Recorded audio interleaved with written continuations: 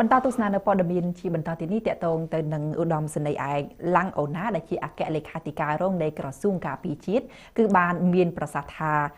កងពលតូចដឹកជញ្ជូនលេខ99បានរួមចំណែកនៅក្នុងបេសកកម្មនៃការការពារបូរណភាពទឹកដី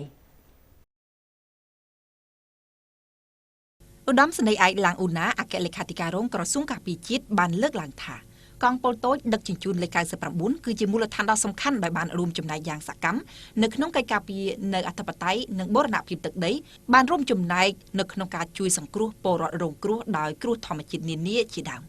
នៅក្នុងឱកាសអញ្ជើញដឹកនាំនាយទាហានរងពលទាហាននិងសិក្ខាកាមវគ្គបណ្ដុះបណ្ដាលការងាររដ្ឋបាលចំនួនទី4និងចំនួនទី5ចូលកម្មសិក្សាឆ្វេងយល់ពីរចនាសម្ព័ន្ធទូនីតិភារកិច្ចនិងកងពលតូចដឹកជញ្ជូនលេខ99នៅព្រឹកថ្ងៃទី17ខែកញ្ញាឆ្នាំ2025លោកឧត្តមសេនីយ៍ឯកឡាំងអូណាបានលើកឡើងថាស្របពេលដែលប្រទេសជាតិយើងទទួលរងនឹងការឈ្លានពានពីបរទេសទូនីតិរបស់កងពលតូចដឹកជញ្ជូនលេខ99គឺពិតជាមានសារៈសំខាន់តាមរយៈការផ្គត់ផ្គង់ផ្នែកដឹកជញ្ជូននិងគ្រប់គ្រងគ្រប់យុទ្ធសាស្ត្រនៃកិច្ចការពារជាតិនេះបង្ហាញឲ្យឃើញថាកងពលតូចដឹកជញ្ជូនលេខ99ជាមូលដ្ឋានដ៏សំខាន់រួមចំណែកក្នុងបេសកកម្មនៃការការពារអធិបតេយ្យបូរណភាពទឹកដី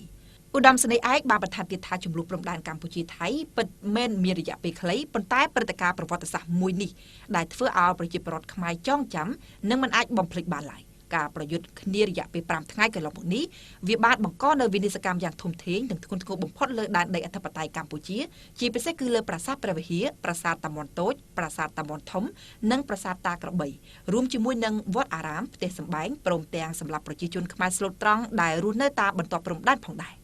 លោកឧត្តមសេនីយ៍បានលើកឡើងបន្ថែមទៀតថា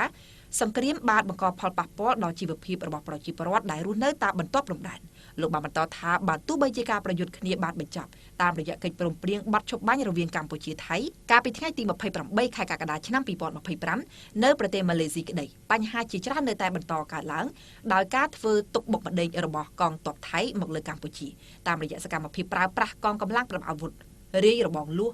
ដាក់កងឡាននៅតាមភូមិខ្មែរជាប់ព្រំដែននិងការផ្សព្វផ្សាយព័ត៌មានមិនពិតជាពិសេសគឺការថ្លែងសារញុះញង់របស់មេទ័ពថៃនេះតែម្ដងតែតងទៅនឹងការចុះកម្មសិក្សាឆ្វេងយល់អំពីរចនាសម្ព័ន្ធទូនីតិភារកិច្ចរបស់កងពលតូចដឹកជញ្ជូនលេខ99នេះលោកឧត្តមសេនីយ៍ឯកឡាំអូណាបានលើកឡើងថាជាកម្មវិធីដ៏មានសារៈសំខាន់ដែលផ្ដល់ឱកាសឲ្យសិក្ខាកាមរបស់យើងទទួលបាននូវចំណេះដឹងនិងបទពិសោធន៍ថ្មីហើយវាមិនត្រឹមតែបំពេញបន្ថែមទៅលើការសិក្សានៅក្នុងថ្នាក់រៀនប៉ុណ្ណោះនោះទេប៉ុន្តែវាក៏ជាការបញ្ចូលគ្នារវាងការសិក្សាផ្នែកទ្រឹស្ដីនិងការអនុវត្តជាក់ស្ដែងបើតាមលោកឧត្តមសេនីយ៍ហុលវ៉ាន់ឌីបានឲ្យដឹងថាដោយមានការជួយជ្រោមជ្រែងពីឯកឧត្តមនាយឧត្តមសេនីយ៍មឹងសំផនរដ្ឋាភិការក្រសួងការពារជាតិអង្គភាពមានភាពរីកចម្រើនយ៉ាងឆាប់រហ័សពីកងអនុសេនាធំដឹកជញ្ជូនមកជាកងពលតូចដឹកជញ្ជូនដែលដំបូងអង្គភាពមានរថយន្តត្រឹមតែ5គ្រឿងប៉ុណ្ណោះអ្នកបើកបរ38នាក់ទ័ព107នាក់ប៉ុណ្ណោះលុះមកដល់ឆ្នាំ2010បានបង្កើតទៅជាកងពលតូចដឹកជញ្ជូនលេខ99បច្ចុប្បន្ននេះអង្គភាពមាន8ការិយាល័យ1កលៀនដ្ឋាន1យានដ្ឋានជួសជុលរថយន្ត3វរៈសេនាតូចនិង4កងអនុសេនាធំចំណុះ